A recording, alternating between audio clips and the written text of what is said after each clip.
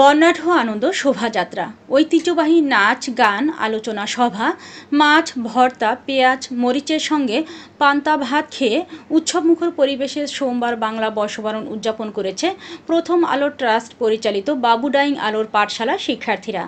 বিস্তারিত দেখুন চাঁপাইনবাবগঞ্জ থেকে শাহরিয়ার শাহাদাতের প্রতিবেদনে। এ উপলক্ষে সকাল 10টায় বিদ্যালয় প্রাঙ্গণ থেকে আনন্দ শোভাযাত্রা বের করে।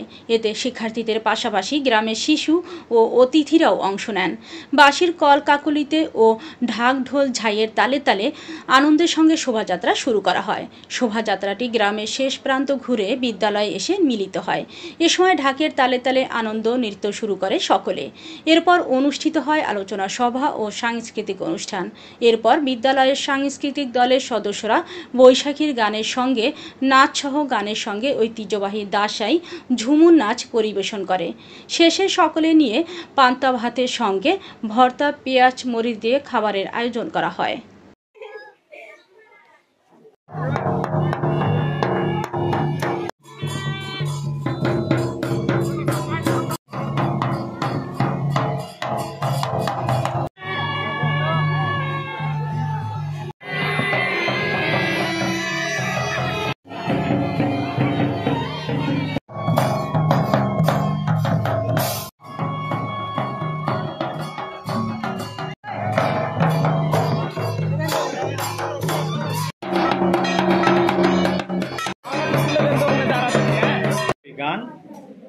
গান